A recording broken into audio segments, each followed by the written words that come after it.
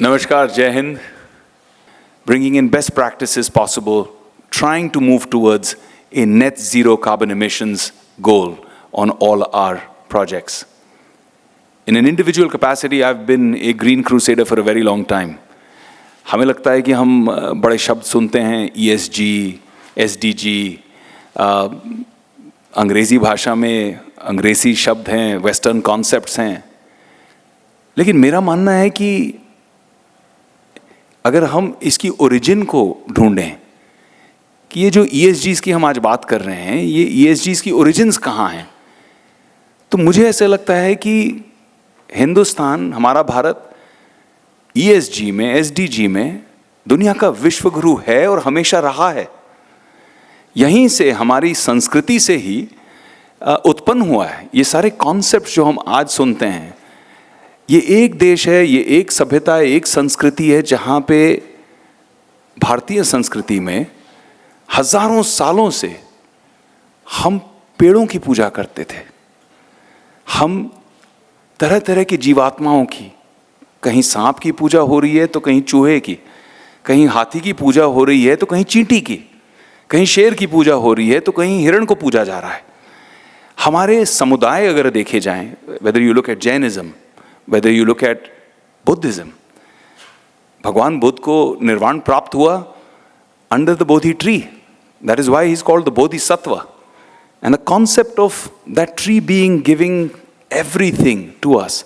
भगवान बुद्ध ने बहुत सुंदर बात कही, and I think this is something that we all need to imbibe in ourselves. अभी हम सबको इसे प्रैक्टिस में लाना है. इसे कि हमें उस पेड़ की तरह बनना है. जब कोई उसे काटने भी आता है ना कुल्हाड़ी लेकर, तो उसे भी वो धूप से छांव देती है, जो काटने आ रहा है उसे भी. आई थिंक दैट सेल्फलेसनेस, वो निस्वार्थ भावना, इस क्रूसेड में आना बहुत जरूरी है for this to be truly successful. We can talk numbers, we can talk metrics, we can talk data on ESGs, and that has its own place, it's important. But I think what needs to change is we have to recognize who we are as a people. What I love about the current government, the current dispensation, and I don't think there are many people who don't know about my political leanings.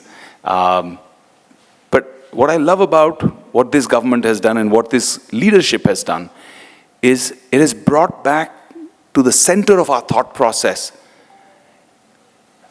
a confidence in our own identity. We don't need to ape anybody. We don't need to follow the West. We are the originals. We are the OGs in the young people's language. And we just need to recognize that again. ये वही संस्कृति है जिसने पूरी दुनिया को ये समझाया कि ये ऋण है हमारा प्रकृति को, कि हर इंसान जो पैदा होता है उसे कम से कम अपने जन्म में 7 पेड़ उगाने ही है. क्यों? क्योंकि so many chartered accountants are sitting in front of me. ये कार्मिक अकाउंट है. द कार्मिक अकाउंटिंग की आप जब से पैदा हुए, जितने हवन, जितनी पूजाएं हुई, जितनी लकड़ी जली, जितने आपके बिस्तर के, आपके फर्नीचर बनाने के लिए जो कंज्यूम किया आपने, आपकी शादी के हवन से लेकर आपके मृत्यु तक, जब आपकी लास्ट राइट्स परफॉर्म की गई, आपने जो कंज्यूम किया है उसे अपने ही जीवन में आप गिव बैक करें. You have to plant at least 7 trees in your life So I think we start with things that are small. This is a concept and a culture that I did not have to read. Nobody had to give me a class on this. मेरे पिताजी ने मुझे बैठाकर समझाया. बोला ये हैं, ये हमारी संस्कृति है बेटा. हमारे हर जन्मदिन पर, बाकी बच्चों की पार्टियां होती थी, हमारी भी होती थी, केक वेक पार्टी वगैरह वगैरह, लेकिन पहले हर जन्मदिन पर, हर त्योहार पर, हर खुशी के मौके पर पिताजी, हम सब मिलकर, पूरा परिवार, जमीन खोदकर पेड़ उगाते थे. हम पेड़ लगाते थे, पौधे लगाते थे for every single memorable occasion of our life. And what happened over a period of 30 years is that when I drive towards my house, on both sides of the road, we see memories, living, green and beautiful. And we remember, that was when I was 15 years old, that was when my mother turned 40. Those milestones are living, breathing, giving so many organisms the joy of life. I think that is the way to look at it. Recognize